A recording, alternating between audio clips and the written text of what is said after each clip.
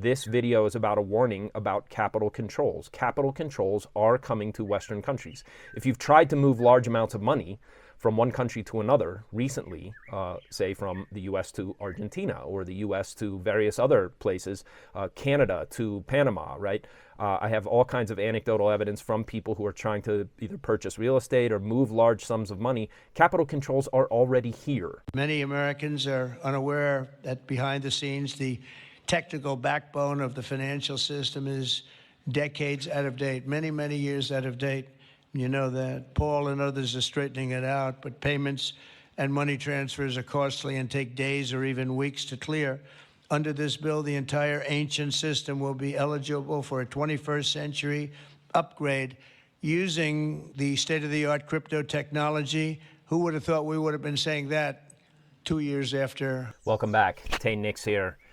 In this short video, I want to do a kind of brain dump sans edit, and I got a good bed head going. The lighting is terrible because it's early morning here on Lake Atitlan, more about which very shortly. But as I'm recording this on Thursday morning, August 14th, there's slated to be a probably rather historic meeting between the leaders of two of the great powers in the world. I'm talking, of course, about Russia and the United States in Alaska, which is significant by itself for various reasons that perhaps I'll comment on. But that what is coming in the next, we hope, 24 hours, and that will probably already be underway by the time this video airs, is something that one way or another is a bit like a singularity, an event horizon beyond which it is not easy to tell what the world will look like. And that's assuming that things go okay. In the best of cases, the discussion that's up for grabs, or the root of the meeting, is of course how to settle the conflict that's currently raging in Europe, in Ukraine, between Russia and Ukraine, and how to bring about peace. But really what that means is, and in reality, for those who are not sort of trapped in a Panglossian understanding of the matter, is how NATO is going to accept defeat at the hands of the Russians.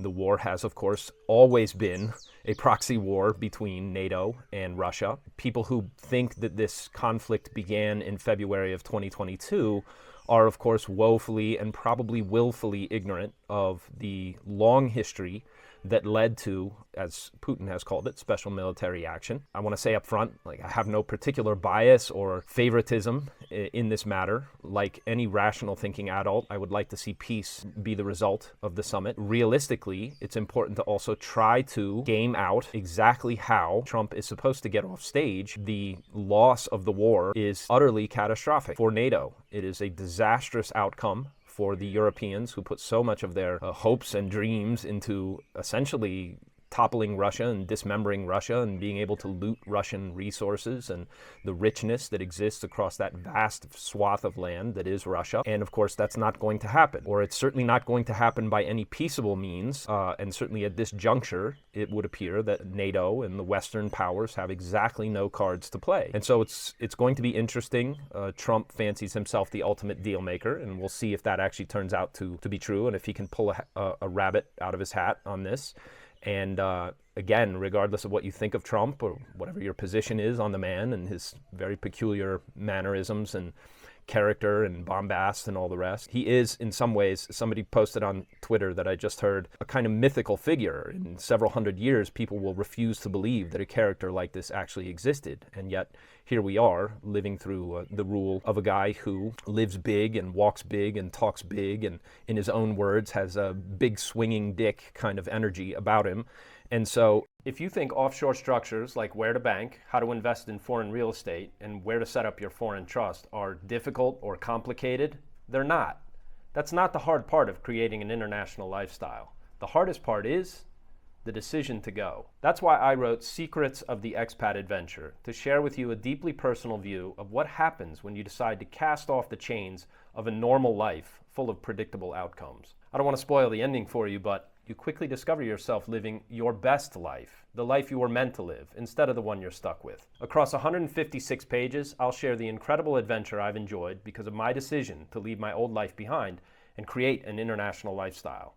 I lay out for you the consequences of remaining in a life or location where everything is familiar, contrasting that with the almost magical growth and gain that is possible once you decide to take the path of adventure. There's something deeply mysterious about choosing an adventurous life. Once you commit, helpers appear, and events seem to unfold in an almost magically choreographed manner. You find yourself learning, living, and loving your life in a way that you thought you'd lost forever. There is no financial gain that compares with the recovery of the best parts of yourself. Fortunately, the decision to internationalize is also a great way to get wealthy. I give you real examples of how much easier it was for me to find and profit from the real estate and other investment opportunities I came across simply by choosing to play on the very uneven playing field of developing markets. If you're worried about what's happening in your home country and you're on the fence about whether or not you should create your own plan B, Secrets of the Expat Adventure will give you clarity and inspiration to choose your own path of freedom and adventure. I promise you'll never look at your life the same way again once you discover what an international lifestyle can do for you, your family, and your wealth. To get your copy, click the link below this video. That he is going into this negotiation to try to extricate not just the US from, and not just the Ukraine, but all of NATO and really all of Western Europe. The backstory and I think the behind the scenes stuff, of which of course I can only know as much as my own sources reveal, but that it is clear that countries like the UK, like France, they have hung a lot of their hopes on victory in this conflict. And of course, ultimately the settlement of how this whole thing winds down will be up to the Russians. And so it's curious to watch, it's curious to see, but the reason I'm shooting this video is not because you or I have any kind of influence over geopolitics and how the war itself will be wound down and settled, but that this marks also another step, in the worst case, on the road to perdition for Western liberty, for the freedoms and individual liberties that people who live in the West, me, you, right, all of us have enjoyed for a long, long time. Why do I say that? Well, because if you extrapolate out what a loss really looks like and what the coming world must also include, there are problems that are so grave. Here I'm talking about debt, the scandalous fact that supply chains for the U.S. military are largely controlled by the Chinese. The scandalous fact that we don't have enough weapons to defend ourselves, or if you want to consider the Ukraine and even Israel to be allies of the United States, which is, I think, a dubious proposition at best. These are certainly not, the people running those countries certainly do not have the best interest of the United States, and certainly not of the citizenry and the regular folks of the U.S. and Western powers. They are very obviously committed to their own selfish kind of vision of how they would like things to come out. That when you add all of that up and weigh it and measure it and try to think through what it all means, you're looking at probably yet another turning point beyond which there may be no return. And here specifically, I'm talking about how the incredible problems that the West has created for itself get resolved. The only way that Europe doesn't turn into a wasteland is for the Germans in particular, but for all of Europe to once again accept very inexpensive Russian gas. There is no, people who study the energy markets and study and understand how this whole thing works know that there must be some kind of détente and some kind of resolution, and that it actually makes no sense from any kind of, from the point of view of a peaceful world in which we would all prefer to live.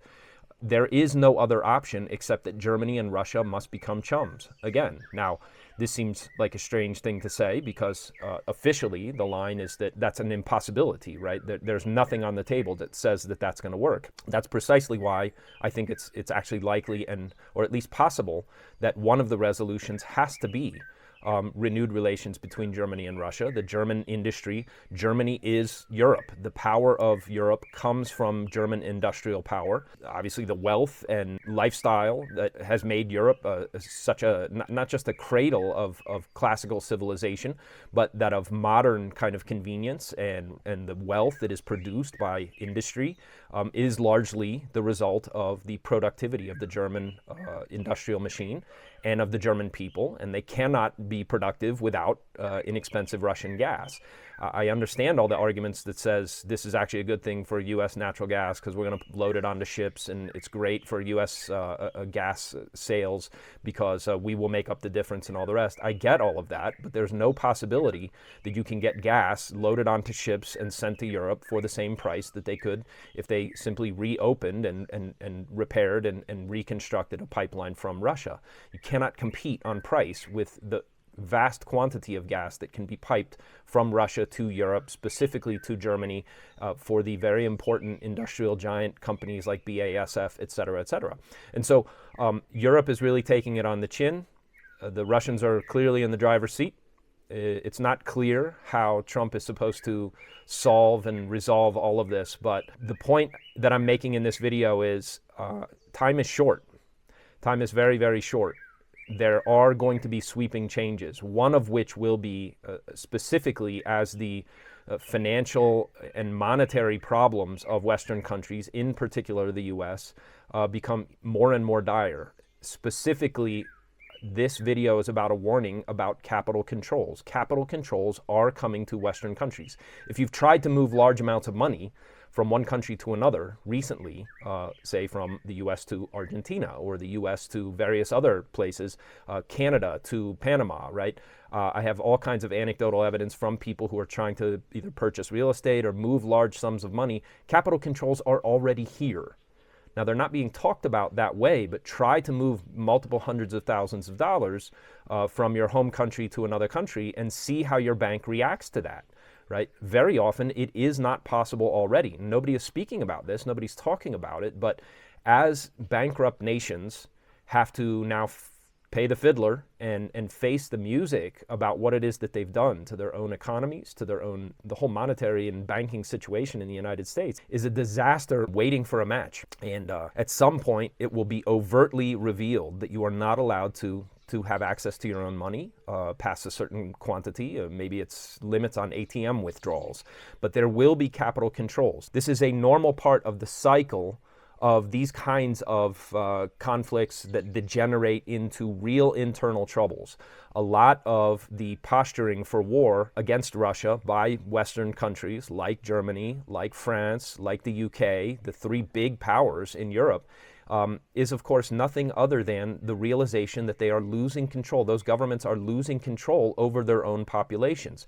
How do you maintain control over your own population? You create an external enemy and then declare that everybody who's not with you is against you, and you clamp down on your own population and force people to obey all kinds of draconian rules and regulations about what they can and can't say, how they can and can't access their money, etc. And while the U.S. is obviously in a better position for various obvious reasons, nonetheless, right, the $37 trillion in debt and the shortage of interest, the flagging interest in U.S. treasuries, the lack of interest in the U.S. Treasury market. They had their largest auction ever at just over $100 billion, most of which was short-term T-bills. I think all of which was short-term T-bills. This is Banana Republic stuff, right? This is the sign that things are coming unglued. There's people who understand this far, far better than I do, but as I try to think laterally and source various different experts and people who are contrarian in their way, but who have a pretty good handle on exactly how the whole thing works. Here, check out Doomberg, check out Rebel Capitalist, check out the really excellent newsletter that my friend Chris McIntosh does over at Capitalist Exploits. You can find them on Substack. Understand that we are at a part in the cycle where things can change. They can change quickly and they can change radically. And because most people have never lived through the kind of changes that are coming, almost everybody will be caught flat-footed and believe that, well, that can't happen here, right? Nothing like that has ever happened before, or at least not in our lifetime. So we don't have any historical memory of things really getting shut down and losing access to your wealth and the government telling you, well, you know, you need to keep this money inside the country, you know, for patriotic reasons, et cetera, et cetera. All of that is coming. History says that that's what's coming. And we don't know when, but the situation is such that there is no easy solution. There is no easy out. The wealth that is held by the citizenry is, of course, in the mind of your government. Theirs. It belongs to them, right? If they need to confiscate your 401k or your IRA or whatever, people's retirement accounts, or cut your Social Security benefits, or simply make it impossible for you to do anything to move that country outside the U.S. National banking system where they have access to it, they will do that, right? They don't have any scruples about it, right? Obviously, if you are paying attention at all in the last, say, 10 to 25 years, you know perfectly well that the monetary authorities and the political authorities and the elites in Washington and Wall Street have absolutely no compunction about taking your money to make sure that they also come through this crisis right on top and with their power intact and all the rest. And so the point of this video is to make sure that you recognize where we are in the historical cycle and that you're not wasting time. You do not have a lot of time to set up your plan B. At some moment, the window does close. And so if you don't have money offshore, if you don't have the proper structures that allow you to continue to survive and thrive, if you don't want the money and the savings and the wealth that you've accumulated across a lifetime of work in your adult life, you're going to have to take action, and you're going to have to do it soon. If you're worried about the financial and monetary systems, geopolitical tensions, central bank triggering runaway inflation, and what all the above will do to your wealth, well, you should be. The question isn't whether or not you should own gold. The real question is, do you have enough? It doesn't really matter what happens with Bitcoin, interest rates, spiraling debt costs, or any other variable in our increasingly chaotic world. Why? Because the solution to all those risks is the same, and because central banks from Beijing to Moscow, Singapore to Switzerland, are all telling you what their answer will be when the wheels come off. It's gold, dummy. That's why I use the all-in-one dealer and vaulting service SWP Cayman. Why? Because you can buy and sell right from your online dashboard, and SWP protects you from any risk of government confiscation or capital controls. They offer vaulting services in Grand Cayman and half a dozen other jurisdictions all around the world. It's convenient, it's fast, and it lets you move a big chunk of your legacy wealth outside the financial system quickly, while still allowing you to sell and move funds anywhere in the world when the time comes. To get set up with an account at SWP, go to swpcayman.com/ChristianNix. That's www.swpcayman.com/Christian-NIX. Setting up both banking and offshore structures, international business corporations, foreign asset protection trusts, et cetera, is way, way cheaper than most people believe and understand. And the reason I say that is once you have the proper international structures set up, the way that your wealth can grow in a tax-deferred manner, which is completely legal, contrary to most people's sort of propagandized beliefs, pays for whatever cost you incurred in setting up those things very, very quickly. And the other thing that is shocking to most of the people I talk to is that the amount of money that you need in order to make it worthwhile to set up an international structure, to create an offshore kind of lifestyle that protects your wealth and allows you the freedom to make it through whatever chaos is still coming in the next, say, 5 to 7 to 10 years, however long this plays out, is shockingly low. And so if you're interested in talking about this, I've teamed up with a wonderful law firm. These people are my friends. I knew them long before we decided to do business together. They're some of the smartest people at this game of offshoring wealth, completely legally. They will answer all your questions. They will get to the best solution for you on a sort of ad hoc basis with real white glove service. They hold your hand the entire way through. If you're interested in setting up a call with them, first set up a call with me. Let me ask you a few questions, talk about your situation, get a good grasp on what you're trying to do and what your personal condition and situation might be so that I can pass that information along and make sure that you're a good fit. You can contact me at the link below this video. In addition, if you're new to the whole Plan B game, I've put together a very short primer. It's 56 pages. It's called the Bulletproof Plan B. These are the 4 areas that everybody needs to be aware of and to understand. This is what a comprehensive Plan B looks like. This is not legal advice, but it is based on my own experience and how I structured my own life long before anybody taught me how to do this. And the last thing is I came up with, and I've just released my latest book, Secrets of the Expat Adventure. This is about my story outbound, creating my own international lifestyle that began back in 1997. I'm now 28 years into that and have tremendous amount to share with people. And the primary theme of the book is not about how to structure wealth or how to get residency or buy real estate or get second passports. That's all the easy part. The important lesson from my own journey, setting up a kind of global lifestyle, is that you're going to live your best version of your life. This is something that almost nobody reckons on before you actually take the plunge and do it, but that the benefits so far outweigh any of the hassles and risks that you may encounter along the way. What you find is that you're living a much better version of your life than you were previously, trapped inside one culture, stuck inside your home country. Remember, the government that is most dangerous is the one that's closest to you. And once you start diversifying and giving yourself the kind of legal documentation and permissions that are required to travel and get from one place to another, that no one single government actually owns you and owns your freedom and gets to say whether you can come or go or what you can do with your money. You not only have a greater sense of freedom and security, but you also start to live a version of your life that you thought was probably long gone. For most people, it does not occur to you how limited and restricted your life is until you cast off those chains and figure out, well, this is the life I should have been living all along, right? And that's what happened to me, and I write about that in my own sort of travel log and journey, explaining some of the big turning points that happened to me and how I overcame them and went on to live just an extraordinary lifestyle that I get to share with you on this video. Has nothing to do with being a decamillionaire, has nothing to do with making tens of millions of dollars or having private jets or any of the kind of things that people associate with a global lifestyle. It has to do with living life on your terms. I'm very happy that I get to share this. So thanks for all your wonderful comments, and thank you for those of you who signed up and spoke to me recently on some of the videos that I did on Panama. That was fascinating for me to get a chance to talk to you folks. Please check it out. And remember, your freedom begins the moment you realize nobody is coming to save you. Please check out the links below if you'd like to talk to me. Click the link and schedule a time. And thanks very much for watching. I'll talk to you again in another video with more great stuff. That's enough out of me.